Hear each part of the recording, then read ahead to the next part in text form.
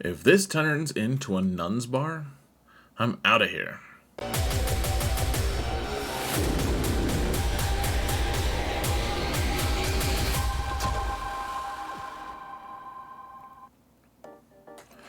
Hello everyone and welcome to another episode of Xerath Prevails. We're going to talk about 5v5 defensive teams because the 5v5 season is upon us, and this is from my main account. This is actually a defense that I'll show you guys the build that I used to stop anyone from clearing me in the final week of 5v5 last season. And the awesome thing about that was I was in the top 50. I was in a very, very tough group, and no one could clear me. I didn't win all my matches. I won 2 of them, though, and one of them I came very close to, and we just couldn't quite make it all the way through, but it was a good match, and it was a very winnable one because this defense is so strong. The build is. I'll tell you guys kind of the risks of it and everything as well, and then, we'll let you go. I'm gonna tomorrow release a more approachable one for those of you who don't have all the Galactic Legends here and can't relate. I'll have a more approachable one coming out tomorrow. All the core teams from my alternate account, because I only have 2 Galactic Legends there, and you guys can see all of the offense and defense that I use there to stay in Kyber 2, where most of the people with only 2 GLs are hanging out in Kyber 3 or 4 or even 5, or even not Kyber, unkyber, the anti-Kyber. So let's go to the actual game. It's going to be epic, and please remember to hit that thumbs up button, leave a comment, all that stuff to help me mount the algorithm. Really helps, guys. Truly really appreciate it. Let's jump into it right this very... Whoa! We're in the game? This is crazy. How do we get in the game? This is madness. It's like it's Sparta, except madness. Alright, guys. We've got a lot of GLs on here because...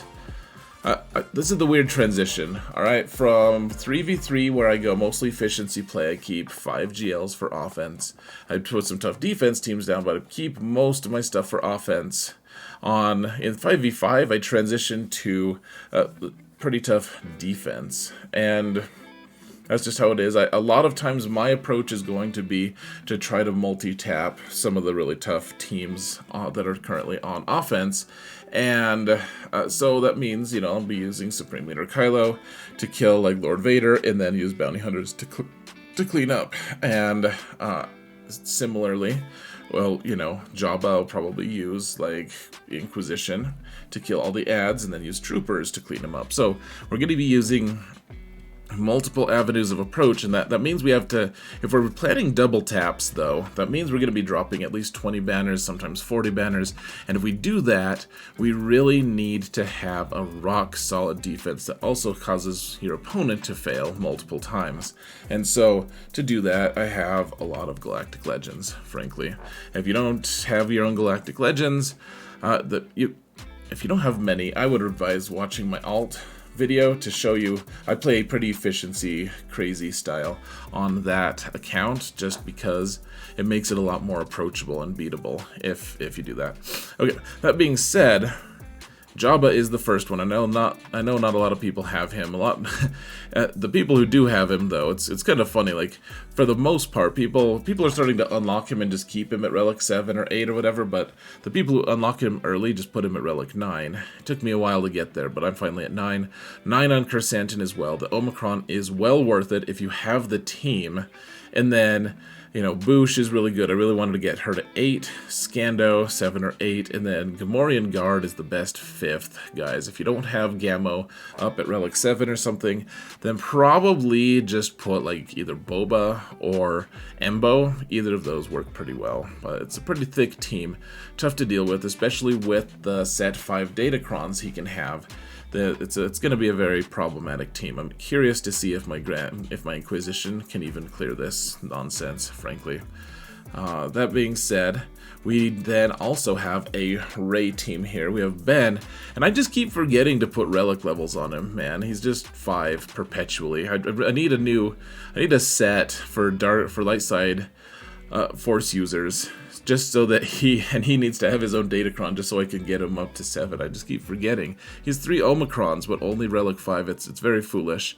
Remember, this is a big account, and I make no bones about how not many people have all of this stuff. That being said, I like Rey on defense because, especially with Ben, people mess up against this team, or they try to underestimate it. They try to use weaker stuff. I do like Ben if he has all of his Omicrons. And then one thing that people don't realize, like people look down on Holdo a lot, and I keep thinking, man, I would love to get this team up with Relics just the way Jabba is, because this team can be so thick and so problematic for people. Yes, you can use like Starkiller to beat it, and you can use a lot of different teams. One of the things I will say though, folks, is you don't want to scrimp on your defensive teams. You don't want the weakest version of a team, usually, unless you're sure your opponent's going to use something really strong against it anyways, which I did, like in 3v3, I did it all the time with Malgus. It's like, Malgus with 2 Sith is just enough to force a Galactic Legend almost every time, and the times people tried something fancy, they just lost horribly because that just kind of forces it. However, the Rey team, you can also escalate things dramatically and use Rey. You can put Cat on the team, you can put Dash on the team, you can just go completely nuts. Dash, Vander, Cat, L3, it's like a full Scoundrels team, but they're going all the time because of the set 4, Dash, Kron, and everything. And I would say that's a little too much, because you're sacrificing a lot of teams just for one defensive team, and Sith Eternal's probably going to kill most of that team on his own anyways, if not all of it. I like this team because it's in the middle somewhere. Yes, it can be killed by a few different teams, obviously, but the idea here on this defense especially is to just wear your opponent out. Give him so many targets that he eventually just runs out of teams that can take him. So yeah, you want to use you want to use Sith Eternal here, you want to use Starkiller, whatever, if you think that's cheap. Great, you could maybe even use Darth Vader. But if you do that, keep in mind that you're probably gonna run out of teams eventually. Like that, this team is a speed bump essentially. You don't want to get too fancy. This is fancy enough, in my opinion. Now, Lord Vader, there's a lot of question marks. Like, so you can make a better team. Like, you can continue to escalate this team to be really good. If you take Maul out, this team is very, very beatable by a lot of squads. You can one-shot it with a ton of things. Of course, Maul is really nice on offense as well. But the thing I like about this version of the team is you want a really fast Moff Gideon, want a really fast Lord Vader, I guess, and the idea is you just want Maul to be able to go to town, and if people want to use the Tarkin cheese or whatever, if you can get a turn before them, like if you can get Maul's second turn because of his starting frenzy, then he's going to be able to, you have Lord Vader go, Maul will then go, and do his AoE, and then Canderous will take a turn immediately after that. He does an AoE, and then Maul will get, because he has frenzy, he takes another turn, and then he can go to town on people and just unload. The most dangerous part of that, though, guys, isn't his final hit, which everyone's like, oh man, he hit so hard. It's true, he does hit really hard. However, the thing that always scares me the most is who does he target with his his cooldown reduction by 2 on his first hit. And if he does that to like Tarkin or to Darth Vader or whoever's trying to counter, then that counter is just dead on arrival. And Maul can kind of just do that with this build. It's not foolproof. You can still cheese it a little bit, but remember, the teams that can cheese this team are also teams that are going to be able to kill Rey. Like, it's all going into the same pool, so it's kind of sad if someone's able to cheese this. It takes a lot of work and usually a lot of risk, though. I also like having a fast Moff Gideon here just as a backup to make it so that it's like, well, people are only doing half the damage. It's pretty nice. Alright, so now we've got this portion here, and people call me crazy sometimes because I do have really fast modding on Qui-Gon, Jedi Knight Anakin, and Ki-Adi-Mundi. They want to all be faster than your opponent's Echo and, Bad Batch Echo. And remember, they do have a big boost. Like, Echo's just straight up fast. Like, my Echo's 368. I don't expect most people to have it that fast. But Ki-Adi-Mundi, he gets plus 80 speed off of his kit. So he's at 304. It's really tough to do that with just an offense set, by the way. Plus 150 speed, very, very tough. So he's at 384 speed. You want him to go, I think, second. It doesn't matter how fast Cat is, to be honest, guys. Anakin gets plus 60 speed, so he's going to be at 372. And Qui-Gon, I think he's got to be faster than Cam. Yeah, okay, so he's plus 60 speed, so he's 368 speed. Let's see. Did I make him slower than Cam again? 68 speed. Hold on. What do I do? This is 84. What am I doing wrong here, guys? He's plus 60 here. Oh, this is 88. That's what it is. Okay. Okay, so Qui-Gon's faster. Someone told me actually that you're supposed to swap Cam speed with Qui-Gon's speed from 5v5 to 3v3. I haven't seen really evidence of that, but here's the thing, guys. You put Ahsoka and Kenobi on this team, and it makes this team very, very difficult to counter. Some people can use Bad Batch against it. Most people are going to fail with it. It's an RNG fest at that point, and I haven't seen a team that Prince wins this easily, frankly, guys. It just keeps spamming wins. It's a very, very, very strong team. The problem being, Snips and Kenobi are really important parts to the Jedi Master Kenobi squad. The thing is, Kenobi does really well with just a bunch of Galactic Republic characters. Like, you know, he's like the only Jedi here besides Mace Windu. Everyone else is just hanging out. Clone Wars Chewie, I use kind of to be funny, but he's a decent tank actually with Kenobi, and you do need a second tank. Mace isn't enough for just being his only tank. You need 2 tanks. Because you can dispel Mace and then snipe out Cat really easily with certain bounty hunter builds, etc. So I like this squad. It's not because it's just so overpowered, it's because people don't know exactly what to use against it. If they want to use a Galactic Legend, it'll die, almost certainly. If they want to try undersizing it, if they want to try like Inquisition, I don't know, Inquisition might actually work here, I'm not sure. When Reva comes out, almost certainly it will work.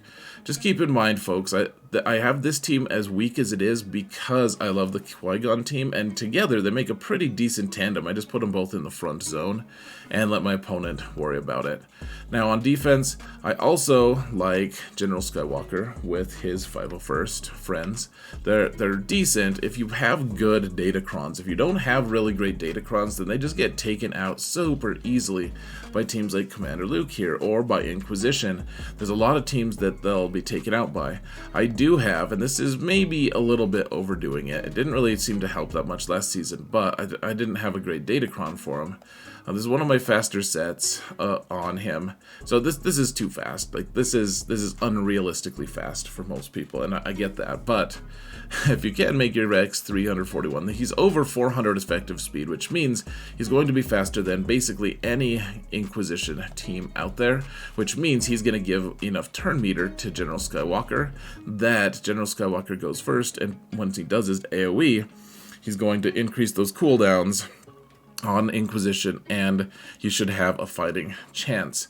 So the squad, pretty good on defense. Also, I don't like it on offense because it just bleeds banners. It's like you feel so happy if you're on offense and Fives is still alive, and then you realize that no one has full health or protection, and you still drop like 10 banners with this squad. It's completely nuts. Like, sure, it's decent. Like on offense, it's effective enough. On defense, it makes people use something interesting, as long as you have them well modded and well maintained, or you're against opponents who are maybe, I don't know, slightly less skilled. We also have this Commander Luke team, and if you can put a lot of tenacity on Luke, if you can put a lot of offense on him, then Chupio's going to spread that out. This team is good on defense just because it's another point of data that your opponent's going to have to, like, tear through, and at this point it's like if they failed anything against you, they like don't have the teams that they normally want to use against Commander Luke. Now, I think I'll be keeping Commander Luke on offense a decent amount this season as well, because they do a lot of irreplaceable things. The shooting first, getting all the turn meter, all the control, all the things that they can do are pretty irreplaceable. But on defense, this can't be your best defensive team, but it's part of a greater plan. It's very good, and if you can give them things like, if you can give them a bunch of armor, or potency or crit damage. Like the bunch of the different stats out there just make it really crazy good if you give him a Kron with like 80 something tenacity on top of a bunch of already added tenacity. Like suddenly people are using General Grievous and not landing any debuffs at all initially, and you can just wipe the floor with them. This current Datacron set loves CLS. Now, what I was doing last season, it's all on YouTube, so you guys can go and check out my 5v5 season, and you see how I did. These are the builds that I used. I didn't have a Phasma team for offense, so I had OG Kylo here instead of Second Sister, but he was kind of filler anyways. The idea being, you don't want to scrimp on the Darth Malgus team yet. We'll see if that actually ends up being the truth, but I do like having Darth Malgus with Darth Revan. I actually have a few comps this season that I'll be running that involve different variations of this, but under Starkiller, Savage can be really unkillable. The problem being with this team that you have to look out for, folks, is bounty hunters kill it really easily. If you want to use like an Aura Singh lead team, it just before anyone on this Starkiller team even goes, Savage gets disintegrated, or actually you just disintegrate Starkiller and then the rest of the team just folds. It's very sad. And it works really nicely with bounty hunters. The problem being, a lot of people use bounty hunters to kill Lord Vader or to clean up Lord Vader. And so, if you make a strong enough Lord Vader to scare your opponent into using bounty hunters or saving them for them or something like that, then good to go. Otherwise, this squad, I'm curious to see how it does against a Traya squad, to be honest. If you have a really strong Starkiller with a ton of offense, then maybe you can just chew your way through a Traya squad, depending on relics and everything. It might be Traya proof on defense. The thing I also like about it is you can't be stunned. You also want characters that aren't tanks. You want every hit to go into Savage. That's what you want, because he has double strength, double toughness, whatever. I'm using the wrong words here, sorry. Those are like Warhammer 40k words. You're going to get double the protection, double the health on Savage, and he's just going to be taunting and doing his annoying thing, and every time he hits back or gets a turn and does a basic, Starkiller is going to also come along for the ride and hit people. Beasus is reviving people. The squad can be extremely problematic for people. Honestly, it's very good. I like Second Sister here too because she hits so hard, and a lot of people have her with 6E mods because of her ship. So, I mean, she can be good. OG Kylo is also good to see. I don't have good mods on her. I'm just outing myself. I should have 6E on her for sure, for what I used that squad for. But the other team in the back that I used this tandem, folks, this trio. So the Malgus team kind of speaks for itself. It's very strong, very fast with Talon, etc. And then we have the EP Mara team. If you have a fast Mara Jade, that's great. You can also have, if you have the bonus turn from TIE Pilot, that's awesome. Shore Trooper gets the pre-taunt so that they don't just automatically kill your TIE Fighter pilot. And then Grand Moff Tarkin, you could potentially just time people out if he just wants to spam his disco move or whatever. I don't know. I had Krennic in here actually because he does tenacity down, and you probably want redundancy with TIE Fighter pilot for tenacity down, just so that you can take down Wampa or something if someone tries to get cute. And, tenacity down just wrecks Wampa.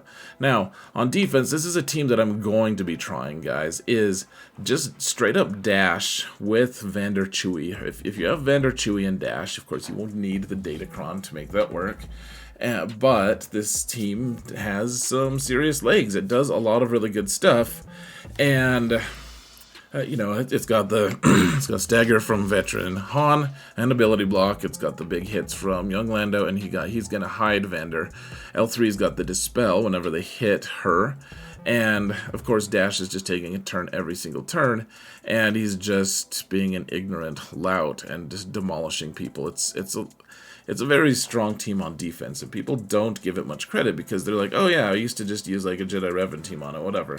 But with the current Datacron set, we have one more month of this being a really strong squad, and the one time that I lost in the final week, it was because I couldn't get past a dash team.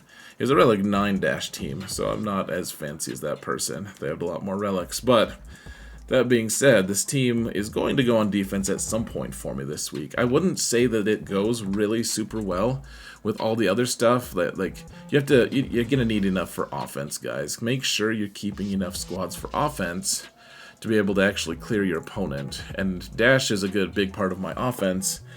So if I put him on defense, I'm going to have to keep one of these teams, maybe like Ray or something like that. Just got to figure out the balance, folks. And then finally, we have maybe the softest team of all of them here, and that is Sortie. And so the thing is, you want a lot of health on Sortie, and then lots of potency on R2-D2. People tell me they time out against Sortie all the time with Wampa because it just requires a really, really, really hard-hitting Wampa, and it takes too long to ramp up, and eventually she just times them out. They'll kill the ads every time, and then they'll kill Sortie pretty easily with the cleanup, but the squad can be really aggravating, actually. If someone wants to use a different team other than that, Sortie's going to steal a lot of banners because BB-8's going to give Sortie a crazy amount of speed, and she's going to do her AoE, and then that's instantly 5 banners. Everyone else has AoEs. It's just madness and mayhem. That being said, folks, those are all the teams. I think this was 12 total teams. I really like this set of defensive squads. Yes, it's going to be tough to clear everything on offense, but as you guys saw in my offense video, which is going to be linked here any moment, you can see that I have a lot of teams for offense as well. Yes, I know that not everyone has all these teams, but if you want to watch me use them, come check me out on Twitch. It's found in the video description. I go live every Wednesday, Friday, and Sunday evening. You guys can check me out. It's free to watch on Twitch, of course, but donations are obviously also very much appreciated, as much as you would like. That being said, folks, I'm going to call it good. What defensive teams do you love? What are strangely effective teams? I would love to hear in the comments, or just various accolades for all of the different things. Accolades to me, to be clear, not just accolades to some random person. But that being said, thank you all so much for watching, and remember that in all things, Xerath prevails.